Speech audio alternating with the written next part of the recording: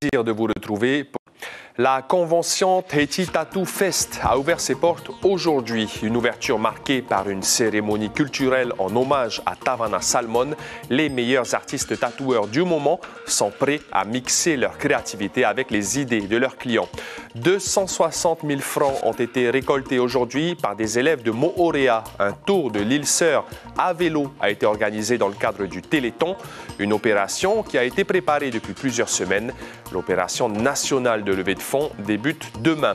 Le budget 2025 de la Polynésie sera étudié en séance à partir du mois prochain. Le pays a de l'argent, près de 51 milliards de francs d'épargne. Alors l'opposition demande des investissements. La majorité, elle, se félicite de cette bonne gestion. Il y a des choses à dire sur ce budget 2025. La masse salariale de l'administration va notamment augmenter de 2 milliards. Pour en parler, nous recevons Nui Haulore, représentant non inscrit à l'Assemblée de Polynésie. L'avant-première du film d'animation Vaiana 2, c'est ce soir au Whenua. Nous irons au cinéma Liberty pour prendre la température avec les fans à quelques minutes de la projection. Les 700 000 naissins d'huîtres perlières sont arrivés à Eatea et à Taha. Le transport depuis Fakarava s'est déroulé sans encombre. Encore fallait-il installer les supports dans leur nouvel environnement. Les perliculteurs des Raromat ayant investi plusieurs millions dans cette opération. Merci d'être avec nous. Le monde du tatouage polynésien rend hommage à Tavana Salmon à travers la convention Tahiti Tattoo Fest. L'événement a ouvert ses portes ce matin à Aroué avec une cérémonie culturelle polynésienne. Au niveau du style de tatouage qui est proposé pendant la convention, il y en a pour tous les goûts. Caroline Fari et Jérôme Lee sont allés à la rencontre des artistes tatoueurs prêts à réaliser des pièces uniques.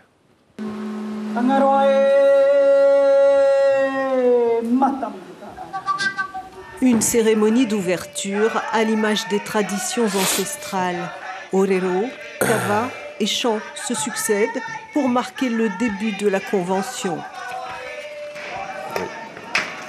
Oui.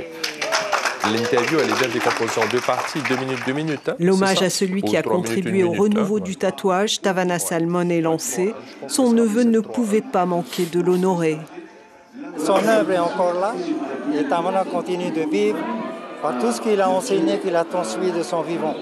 Le tatouage, ce n'est pas seulement une forme d'expression, mais c'est encore plus profond. C'est l'essence même de l'individu lié à sa terre et au monde supérieur, au monde des esprits. Pour cette première journée, on présente les modèles de tatouage. Etoua officie à Nantes depuis 6 ans. Là-bas, l'activité est très lucrative. Je suis parti à l'extérieur parce que j'ai vu qu'il y avait trop de tatoueurs ici. Je suis parti un peu pour promouvoir un peu. Alors, comment ça marche?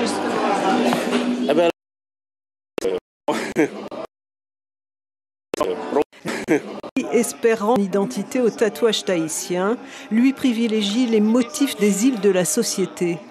C'est quelque chose qu'on n'a pas l'habitude de voir aujourd'hui parce que le tatouage marquisien a pris le dessus, on va dire. Enfin, c'est plus répandu. Cette année, les internationaux invités viennent de Californie et même de Taïwan, comme cet artiste qui pratique encore le tatouage traditionnel.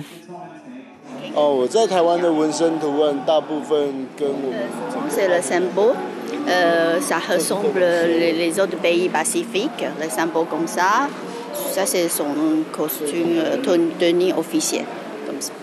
Moderne ou ancestral, jusqu'à dimanche, le public pourra choisir son motif et s'offrir une création artistique à même la peau.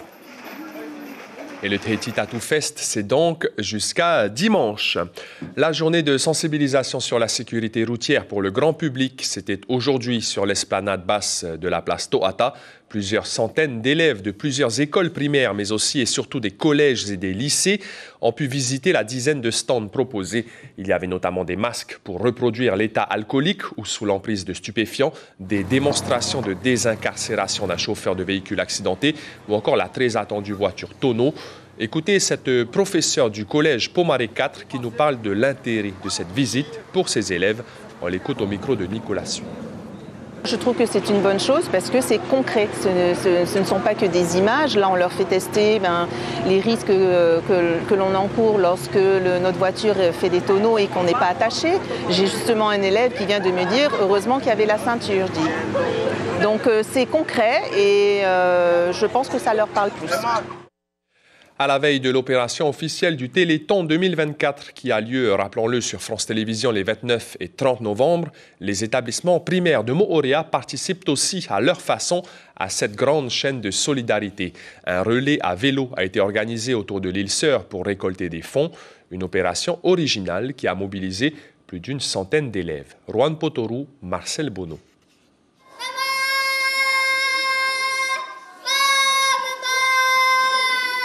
À chaque étape, c'est le même rituel, un accueil chaleureux pour les relayeurs en herbe du Téléthon. Plus d'une centaine d'élèves se sont engagés pour un relais à vélo en 8 étapes autour de Moorea pour récolter des fonds. À ce jeu, aucun souci de motivation pour parcourir les 59 km prévus depuis Afreitu jusqu'à Teavaro. Ça aide les personnes qui sont en mauvaise santé, qui sont malades. Des récoltes dedans. Ça fait du bien, oui. On pédale pour les gens malades. Pas besoin de se préparer. On est toujours prêt. Au sein de mon école, nous avons sélectionné 24 enfants. On les a préparés au savoir rouler puisqu'ils ont pédalé sur la route. Et donc, à tour de rôle, tous les kilomètres, il y a eu un roulement au niveau des enfants. Pour mener cette opération de solidarité, l'association Les Petits Princes de Eimeho n'a pas lésiné sur les moyens pour sécuriser les cyclistes. Une première pour les établissements scolaires. C'est une sacrée opération, surtout sur le plan logistique, mais aussi sensibilisation pour cet événement. Voilà, savoir pourquoi on pédale, pour cette cause et puis pour la santé aussi. Ah, pourquoi à vélo et pas autrement? Eh bien, à vélo, ça fédère Moorea, toutes les écoles, on passe d'école en école, on se fait connaître, les habitants de Moorea participent, ça fédère Moorea, et quand Moorea est fédéré, ben, Moorea gagne. Et pour cette matinée à vélo, les efforts des scolaires n'ont pas été vains. 260 000 francs au total ont été récoltés pour cette opération originale. Et je rappelle que l'opération du Téléthon 2024, c'est demain et après-demain. Au Fénois, pour faire une promesse de don, c'est au 44 36 37 ou sur la plateforme Anavaï. Le budget 2025 de la Polynésie française devrait être augmenté de près de 6 milliards et les dépenses de fonctionnement coûtent toujours aussi cher. La masse salariale de l'administration va d'ailleurs augmenter de 2 milliards alors que la maîtrise de ses coûts était une des promesses du gouvernement. Nicolas Suir, Dylan Fels. Le budget de la Polynésie française sera abordé le mois prochain à l'Assemblée. Mais déjà, les leaders de l'opposition s'indignent à l'écoute des chiffres annoncés en commission. Le gouvernement est assis sur un matelas confortable de 51 milliards de francs pacifiques, du jamais vu. 51 milliards, c'est ce que je dis, c'est pas son compte d'épargne. L'argent public, c'est fait pour travailler, c'est fait pour investir. Il faut réinvestir cet argent. Je pense qu'il a les moyens, mais il ne sait pas comment conduire son pays et il n'a pas de feuille de route, encore une fois. Le gouvernement n'a pas souhaité répondre à nos questions, mais certains représentants du Tavini ont accepté. Si on dépense les 51 milliards dans des dépenses de fonctionnement ou dans des dépenses qui ne permettent pas l'investissement dans notre pays, à l'approche de nouvelles crises économiques ou sanitaires, comme on a pu le voir dans les précédentes années, nous allons encore devoir contracter des prêts toxiques. Le gouvernement compte augmenter son budget de 5 milliards 700 millions de francs, dont 2 milliards en faveur de la masse salariale de l'administration. Une mesure qui étonne l'opposition. Celle-ci rappelle que la maîtrise des dépenses est le deuxième engagement du gouvernement. On nous a reproché à chaque campagne électorale d'augmenter cette masse salariale. Aujourd'hui, nous allons entendre les 35 milliards. Et on n'hésite pas à écrire que les premiers bénéficiaires de cette augmentation vont être les membres du cabinet du gouvernement. C'est écrit dans le budget. Ça équivaut surtout aux avancements des fonctionnaires, parce que certains sont passés de catégorie C à catégorie B, de catégorie B à catégorie A, d'autres ont augmenté d'échelon. Donc c'est une évolution qui est normale dans la prise en compte de la dépense publique. Le budget dans sa globalité sera présenté à l'Assemblée les 9, 10 et 11 décembre prochains. Et pour parler du budget 2025 et des finances du pays, nous recevons le représentant non inscrit à l'Assemblée de Polynésie, Nui Haulori. Bonsoir. Bonsoir. Merci d'avoir répondu favorablement à notre invitation. 51 milliards d'épargne qui pourraient faire l'objet d'investissements. L'opposition n'apprécie pas qu'on fasse de telles économies. On devrait réinjecter cet argent. Pour vous, qu'est-ce qu'il faudrait faire de cet argent? Effectivement, c'est la première fois que la trésorerie du pays est aussi importante, plus de 50 milliards. Et comme nous le disons, le pays n'a pas vocation à devenir une banque. Cet argent, il est destiné à l'investissement et il doit permettre le développement de l'activité économique. Et sur ce plan, c'est vrai que on l'avait vu déjà l'année dernière au budget, il y a très peu de projets qui sont lancés par le pays. On pensait que cette année, ça allait venir. Ça n'est toujours pas le cas et finalement, ça pose de gros problèmes. D'un côté, on a Temata Ilegai qui dit que ça permet de garder de l'argent pour éviter de contracter des prêts toxiques. Est-ce que ça s'entend? Non, le pays, pour ses investissements, emprunte régulièrement et rembourse tous les emprunts qu'il contracte. Cette somme, elle est historiquement élevée.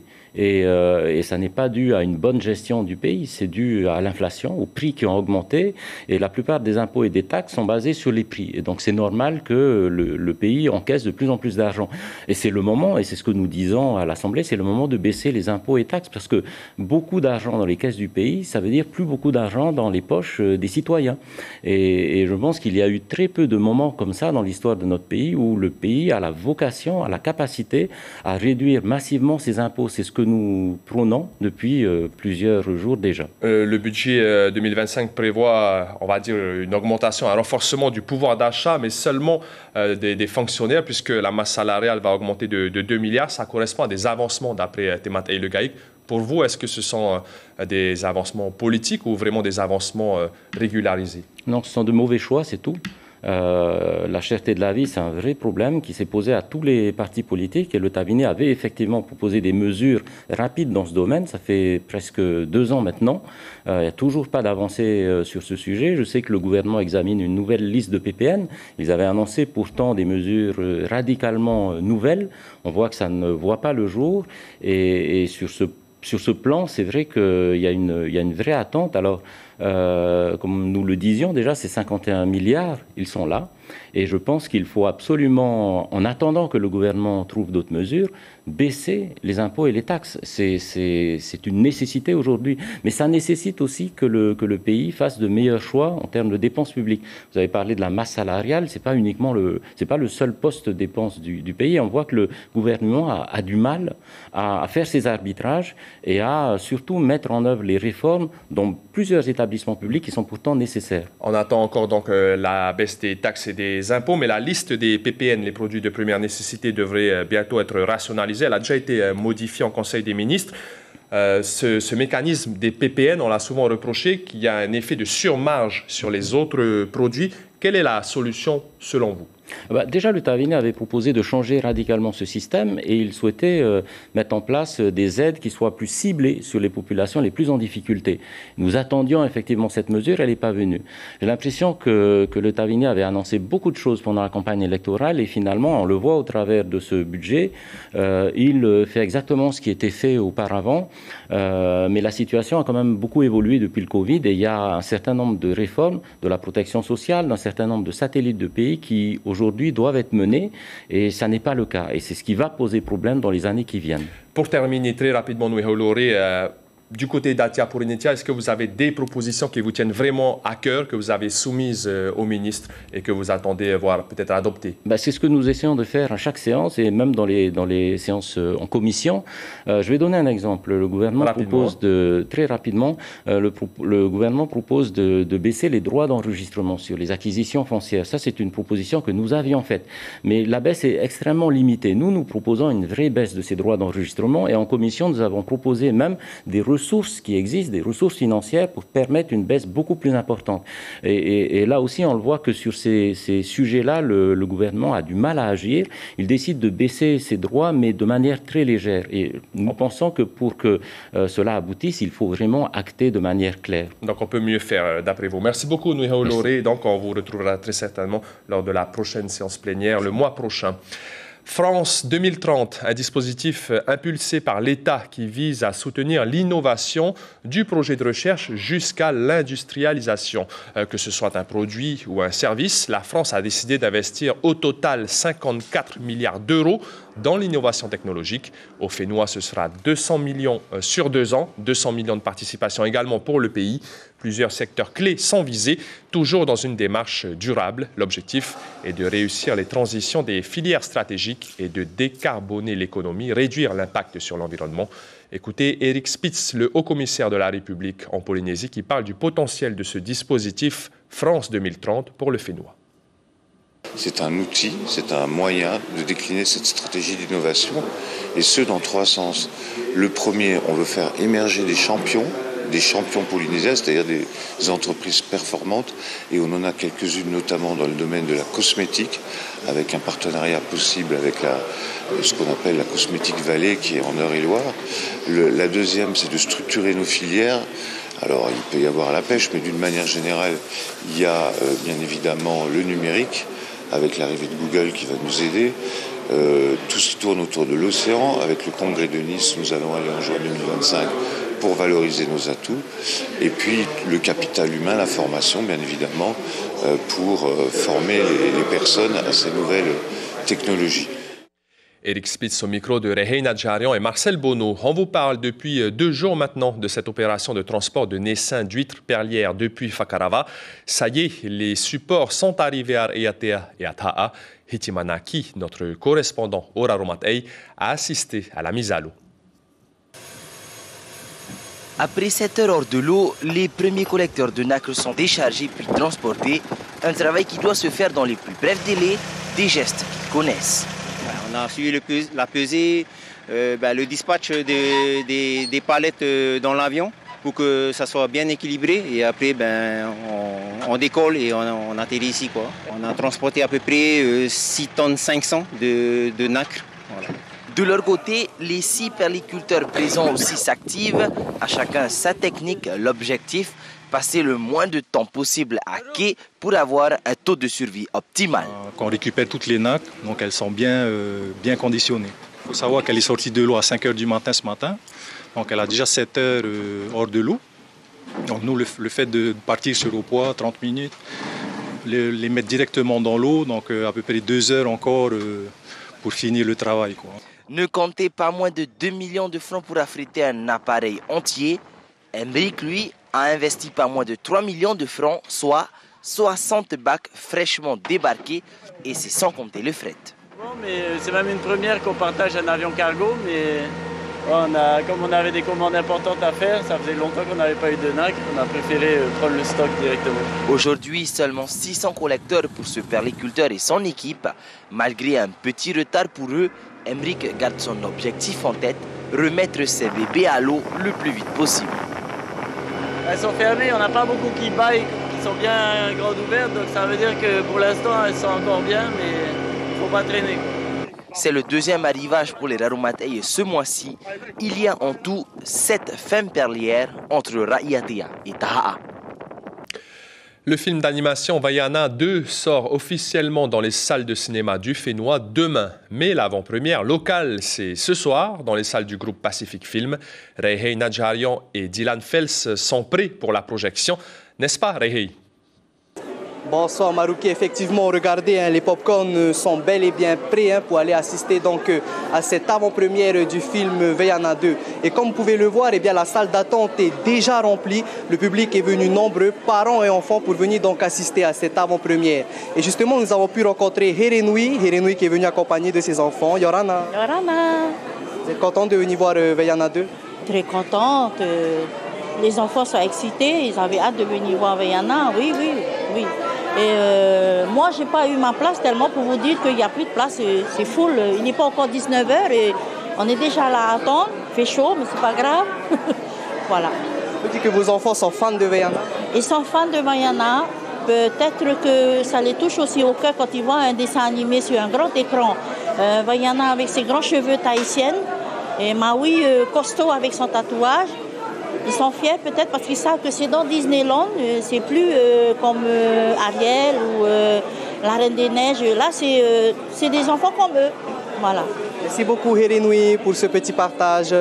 Voilà donc à savoir que le premier film Vaiana est sorti en 2016 et que donc 8 ans après aujourd'hui, eh bien voici donc Vaiana 2. Je vous propose d'aller à la rencontre un peu des enfants qui ont fait le déplacement. Yorana, un jeune homme. Ouais, Rana. Qu'est-ce que ça te fait de venir voir l'avant-première de Vaiana 2? C'était bien l'avant-première de Vaiana. Et là, je suis venu voir le Vaiana 2. Je suis venu voir l'aventure de Vaiana et de Maui. Comment tu as trouvé le premier film? C'était bien. J'ai aimé le film. Et là, je suis venu pour Vaiana 2. Comment tu te sens là? Bien. Tu es venu en famille? Ouais. On te souhaite un bon visionnage pour cette avant-première. Voilà donc nous n'allons pas perdre plus de temps. Nous allons donc entrer tous les deux avec Dylan Fels dans la salle pour aller donc assister à cette avant-première, Marouki. Merci beaucoup, Rehena Djarion. Merci également à Dylan Fels, grand fan de Vaiana. D'ailleurs, Cerise Calix, qui double la voix française de Vaiana, sera l'invité en radio de Matteo demain à partir de 7h20. L'information principale de ce jeudi, le monde du tatouage polynésien rend hommage à Tavana Salmon à travers la convention Tahiti Tattoo Fest. L'événement a ouvert ses portes ce matin à Aroué avec une cérémonie culturelle polynésienne. Jusqu'à dimanche, une cinquantaine d'artistes tatoueurs ouvrent leur carnet de rendez-vous. À la une de Tahiti Info, demain, préavis de grève dans l'administration. Sur votre petit écran, ce soir, 2 épisodes de la série The Good Doctor, puis le film tiré du roman de Yasmina Khadra, Les Hirondelles de Kaboul. C'est la fin de cette édition. C'était un plaisir de vous accompagner cette semaine. À partir de demain, vous retrouverez Cybèle Plichard. Et cela jusqu'à dimanche. On se quitte sur de belles images de la première journée du Tahiti Tattoo Fest. Passez une excellente soirée et prenez bien soin de vous.